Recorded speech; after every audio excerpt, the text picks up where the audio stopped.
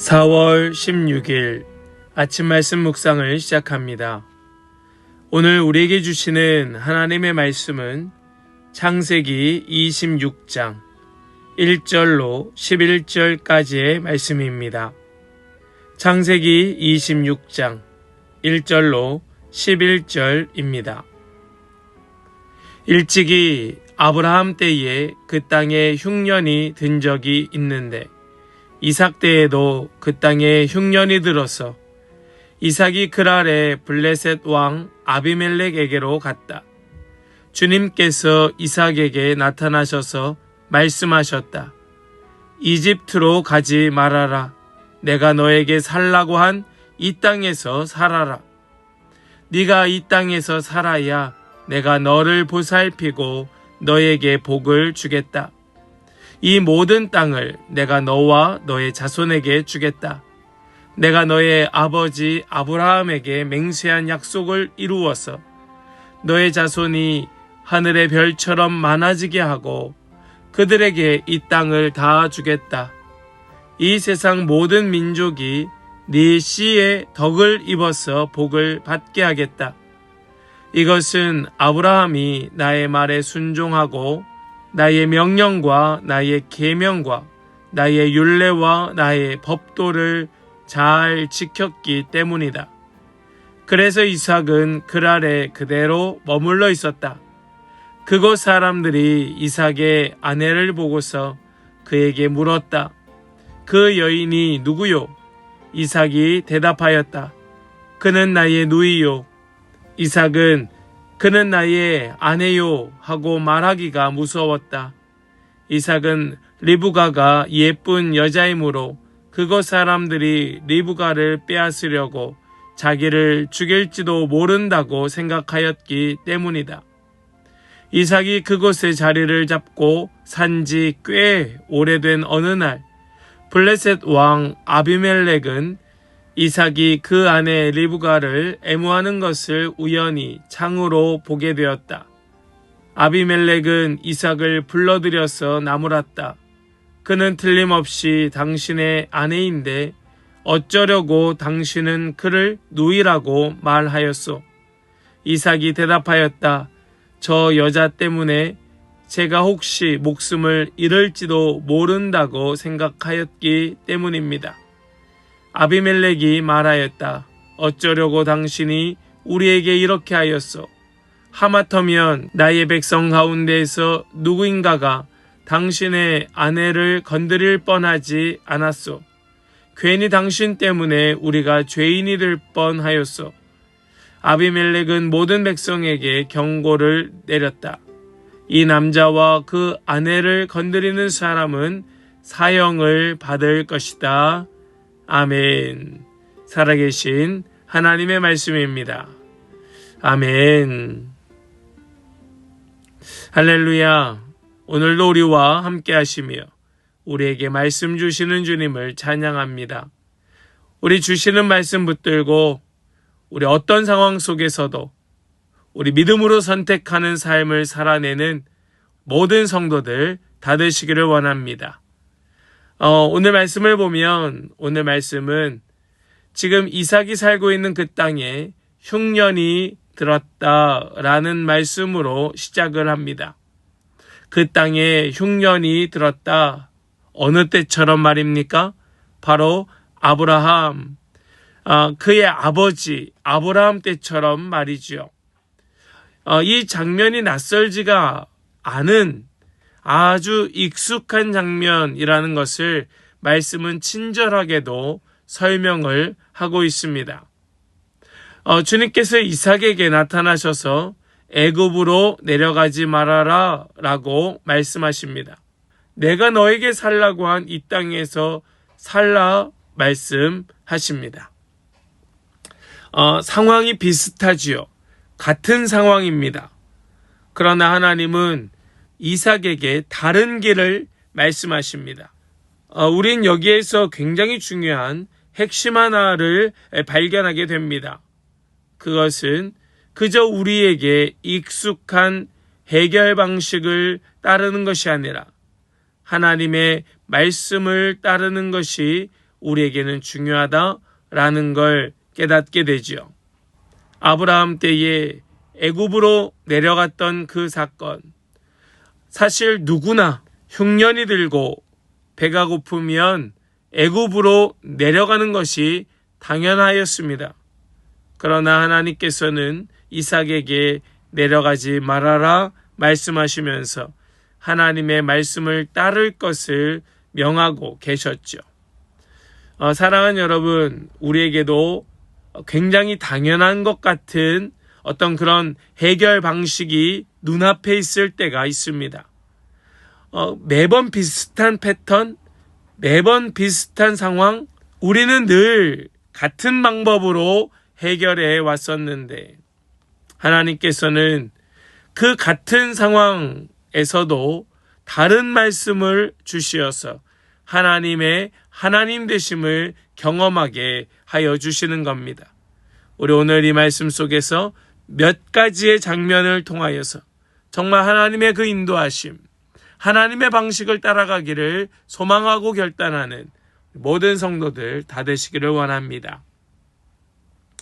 먼저 말씀은 익숙함이 아니라 말씀에 머물라고 우리에게 그렇게 가르쳐주고 계십니다. 3절 말씀입니다. 네가 이 땅에서 살아야 내가 너를 보살피고 너에게 복을 주겠다. 이 모든 땅을 내가 너와 너의 자손에게 주겠다. 내가 너의 아버지 아브라함에게 맹세한 약속을 이루어서. 사실 애굽으로 가는 것이 합리적인 방법이었음에 틀림이 없었습니다. 그것은 이미 수년, 수십 년 동안 검증된 방법이었습니다. 그러나 하나님께서 여기 머물라. 그래야 내가 너를 보살피고 너에게 복을 줄 수 있다 하시는 이 말씀. 이것이 우리의 길을 가로막고 우리의 선택을 정말 하나님의 말씀에 따라 선택하게 합니다. 눈에 보이는 해결책을 포기하고 눈에 보이지 않는 약속을 붙들게 하는 겁니다. 그때의 하나님의 말씀은 그래야 복을 받을 수 있다 말씀하죠. 하나님은 우리의 상황을 모르셔서 다른 길을 말씀하시는 것이 아닙니다. 우리의 상황을 아시면서도 믿음으로 살아가도록 가르치시는 겁니다. 우리가 주님의 말씀에 순종하는가 하나님께서는 확인하고 계시는 것이죠. 지금 이 순간 우리도 마찬가지입니다. 하나님 하시는 말씀에 우리는 어떻게 반응하고 있습니까? 부디 익숙함이 아니라 주님의 말씀 앞에 머무는 우리 모든 성도들 다 되시기를 원합니다. 그러나 말씀은 그렇게 순종하면서도 여전히 드러나는 우리 인간의 연약함이 있음을 보여줍니다. 우리 6절과 7절의 말씀입니다. 그래서 이삭은 그랄에 그대로 머물러 있었다. 그곳 사람들이 이삭의 아내를 보고서 그에게 물었다. 그 여인이 누구요? 이삭이 대답하였다. 그는 나의 누이요. 이삭은 그는 나의 아내요 하고 말하기가 무서웠다. 이삭은 리브가가 예쁜 여자이므로 그곳 사람들이 리브가를 빼앗으려고 자기를 죽일지도 모른다고 생각하였기 때문이다. 이삭은 분명히 하나님의 말씀에 순종하여 그랄 땅에 머물러 있게 됩니다. 그런데 이어지는 장면은 참으로 놀랍습니다. 이삭이 자신의 아내 리브가를 아내라 말하지 못하고 누이라 말하고 있습니다. 이 장면은 그의 아버지 아브라함의 실패를 그대로 반복하는 모습입니다. 왜 이런 일이 일어납니까? 두려움 때문입니다. 무서워서 그럽니다. 지금 이 이삭의 고백처럼 죽을지도 모른다고 하는 그 생각 때문에 이런 실수를 반복하고 있는 겁니다. 믿음이 있다고 해서 연약함이 사라지는 것은 아니라는 겁니다. 순종한다고 하여 매번 성공하는 것은 아니라는 거예요. 여러분, 우리는 불완전합니다. 우리는 실수하고 넘어집니다. 예, 그렇습니다. 우리는 얼마든지 흔들릴 수 있습니다. 그러나 오늘 말씀은 그런 우리의 연약함을 폭로하는 그것이 핵심이 아니고, 그런 연약함 가운데에서도 하나님께서 여전히 함께 하신다고 하는 것, 우리 하나님께서 여전히 붙들고 계신다는 것, 이것을 보여주고 있는 것이 오늘 말씀인 것입니다. 우리가 완벽해서가 아닙니다. 우리의 연약함 속에서도 하나님은 우리와 함께 하시기에 하나님께 붙어 있어야 한다고 말씀하는 겁니다. 사랑하는 여러분, 우리의 연약함, 그 연약함을 굳이 감추려 하는 것이 아니라 그 연약함을 인정하고 그 연약함 가운데에서도 우리 주님을 붙드는, 그것을 인정하고 고백하고 주님을 붙드는 우리 모든 성도들이 다 되시기를 원합니다. 또한 오늘 말씀은 우리가 그렇게 연약함 속에서도 하나님을 붙들 이유가 무엇인가? 그것은 하나님께서 연약함 속에서도 그 약속을 지키시니 주님만 바라보아라 말씀하시기 때문입니다. 여러분, 이것을 기억하십시오. 우리의 연약함 속에서도 우리가 주님만을 붙들 이유는 무엇인가? 우리 주님은 여전히 약속을 지키시는 신실하신 분이시다. 오늘 말씀의 10절과 11절의 말씀을 보면 이렇게 말씀합니다. 아비멜렉이 말하였다. 어쩌려고 당신이 우리에게 이렇게 하였소? 하마터면 나의 백성 가운데에서 누구인가가 당신의 아내를 건드릴 뻔하지 않았소? 괜히 당신 때문에 우리가 죄인이 될 뻔하였소. 아비멜렉은 모든 백성에게 경고를 내렸다. 이 남자와 그 아내를 건드리는 사람은 사형을 받을 것이다. 이삭이 자신의 아내 리브가를 누이라고 속였습니다. 그것이 언제까지 갈 수 있겠습니까? 반드시 진실은 드러나는 겁니다. 결국 이 블레셋의 왕 아비멜렉이 이삭과 리브가의 관계를 알게 되었습니다. 그러면서 묻는 거예요. 어쩌려고 당신이 우리에게 이렇게 하였습니까? 여러분, 세상이 우리 그리스도인들에게 자꾸 묻고 있습니다. 어쩌려고 당신이 우리에게 이렇게 하였습니까? 여러분, 우리가 세상 가운데에서 이런 말을 듣지 아니하면 좋을 것 같습니다. 우리가 이런 이야기를 세상 가운데 듣는다면 참 부끄러운 일이 아닐 수 없지요. 이삭의 행동은 분명히 잘못이었습니다. 그러나 놀라운 것은 그 다음 장면이에요. 11절에 뭐라고 말하였습니까? 아비멜렉은 이삭을 책망하였지만 자신의 모든 백성에게 경고하기를, 이 남자와 그 아내를 건드리는 사람은 사형을 받을 것이다 라고 말하면서 그들을 보호합니다.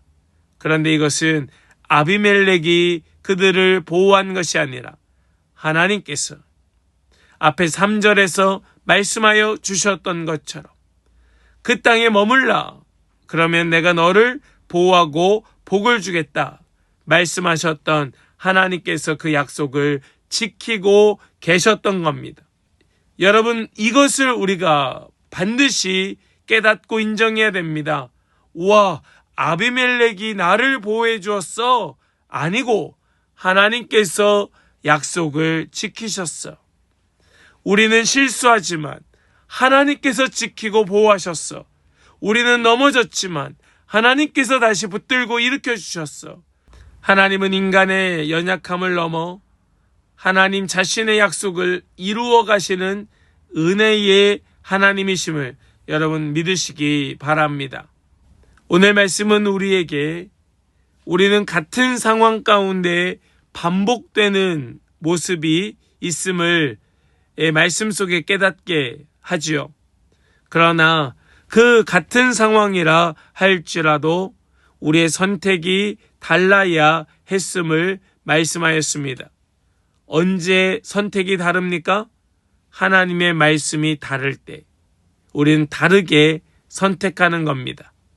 이삭은 그렇게 주님의 말씀에 순종하였지만 여전히 흔들렸습니다. 여전히 실수하였죠.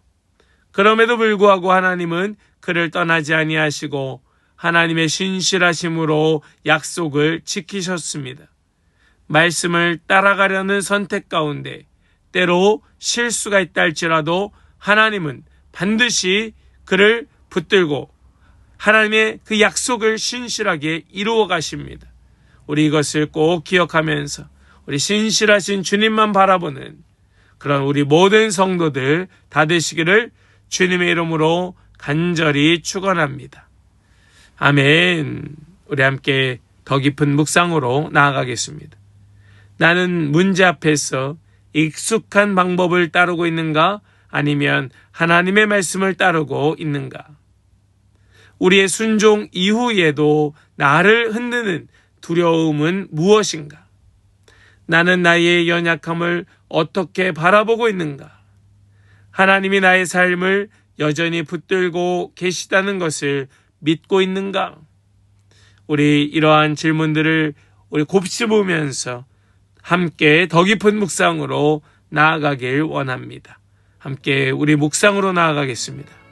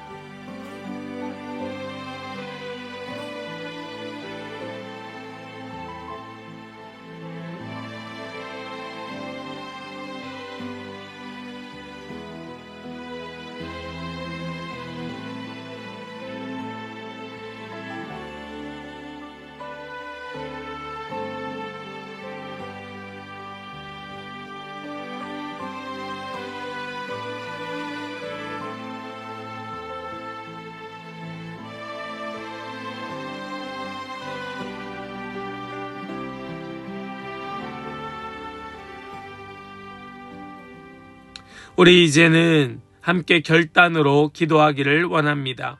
주님, 우리의 익숙함이 아니라 하나님의 말씀을 따라 오직 주님만을 선택하며 살아가겠습니다. 우리 이러한 마음을 가지고 함께 결단으로 기도하며 나아가겠습니다. 함께 기도합니다.